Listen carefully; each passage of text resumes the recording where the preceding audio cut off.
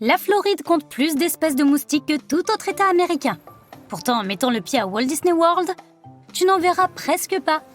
Il n'y a pas de barrière qui les empêche d'entrer, mais les gens qui ont fait du parc d'attractions ce qu'il est aujourd'hui l'ont très bien planifié. Disney World a été construit sur un marécage. C'est pourquoi se débarrasser de ces nuisibles n'allait pas être une tâche facile, car les moustiques adorent l'eau stagnante. Donc la première étape a été de drainer les marécages. Ensuite, ils se sont occupés des zones humides et ont fait de la place pour des terrains plus secs sur lesquels ils pouvaient construire. C'était une tâche difficile que de faire disparaître chaque parcelle d'eau. Ils ont donc trouvé une autre solution pour l'eau qui restait. Ils ont fait en sorte qu'elle s'écoule dans une direction ou une autre. Si tu visites Disney World, amuse-toi à essayer de trouver des parcelles d'eau stagnantes. Tu n'en trouveras aucune. Même les petits étangs s'écoulent, bien qu'il s'agisse plutôt de fontaines. Chaque bâtiment du parc a été conçu pour que l'eau s'écoule directement lorsqu'il pleut afin d'éviter les flaques d'eau stagnantes.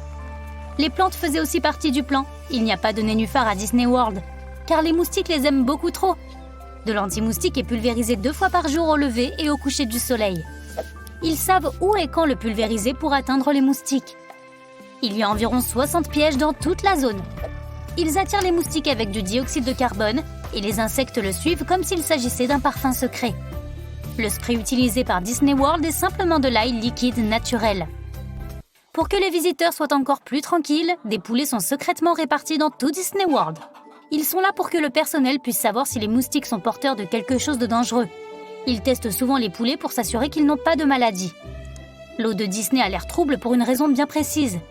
C'est pour cacher les choses qui créent la magie en surface, comme les robots qui montent et descendent ou encore les rails des bateaux. Personne ne conduit les bateaux, ils avancent simplement sur un rail. Cela permet aussi de dissimuler le fait que l'eau est très peu profonde, environ 1,5 mètre seulement. Mais son aspect trouble donne l'impression qu'elle est bien plus profonde. Il y a des diffuseurs d'odeurs autour du parc. Ils vaporisent des parfums qui correspondent souvent à leur environnement et t'immergent encore plus dans ce monde magique. Cette odeur de biscuit frais ne provient sans doute pas d'un vrai biscuit, mais te donne envie d'en manger un. Sous le parc, il y a des tunnels appelés couloirs utilitaires. Un jour, Walt Disney a vu un membre du personnel passer de Frontierland à Tomorrowland. Les invités ne sont pas censés le voir, car cela gâche leur expérience immersive. C'est pourquoi ils ont construit des tunnels souterrains qui abritent des salles de répétition, des cafétérias, des entrepôts et autres. Ils permettent aussi aux membres du personnel de se déplacer d'une zone à l'autre sans grand effort et sans se faire remarquer. Le parc est si grand que tu pourrais avoir besoin d'une voiturette de golf pour aller d'un bout à l'autre. Il n'y a presque pas de chewing-gum sur le sol. C'est parce que tu ne peux en acheter nulle part.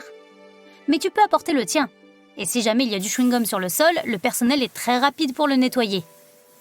À Disney World, les choses qu'on ne souhaite pas que tu remarques sont peintes en vert. C'est logique et ça fonctionne plutôt bien. En revanche, tout le monde va remarquer la fée Clochette. Mais avant de pouvoir sortir, elle a besoin de l'aide des membres du personnel. Sinon, elle risque de rester coincée à mi-chemin de son vol. Il paraît qu'il faut de la force pour ce travail, car le costume avec les ailes pèse lourd. La seule chambre d'hôtel à l'intérieur du parc se trouve dans le château de Cendrillon. Mais elle n'est pas pour n'importe qui. Il faut obtenir une invitation ou gagner un concours pour y passer une nuit. D'ailleurs, ce château est une véritable forteresse. Il résiste à presque tout ce que la nature lui envoie, car sa coque est faite de fibres de verre. Il peut résister à des vents de 200 km/h. Pendant les fêtes de fin d'année, lorsque le château est illuminé, toutes ces lumières utilisent à peu près la même quantité d'énergie que ton sèche-cheveux. Il y a des paratonnerres répartis dans le parc. Certains d'entre eux sont aussi des mâts à drapeaux, tenant des drapeaux qui ne sont en fait pas réels. Il leur manque un élément ou deux, généralement une étoile ou une bande, pour qu'ils puissent être hissés 24 heures sur 24, 7 jours sur 7. Sinon, ils devraient suivre le code national des drapeaux. Il y a cependant un vrai drapeau officiel à l'avant de Main Street, qui doit être abaissé quotidiennement. La base du mât de ce drapeau se trouvait autrefois dans une rue de Los Angeles. Tu ne rencontreras jamais 2 personnages identiques dans le parc. Il n'y a qu'un seul déguisement de chaque personnage à tout moment. Ils ont des horaires pour les attractions et les spectacles. Si tu as besoin de savoir où se trouve ton personnage préféré, il suffit de le demander. En 1971, un billet coûtait 3,50 $. Mais tu devais payer séparément pour chaque attraction. 10 000 personnes ont visité Disney World lors de son ouverture le 1er octobre. La disposition du parc était à peu près la même, en plus petit.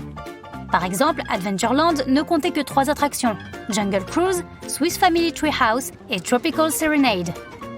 Il y a beaucoup de chats dans le parc, et ils ont aussi un travail, tenir les rongeurs à distance.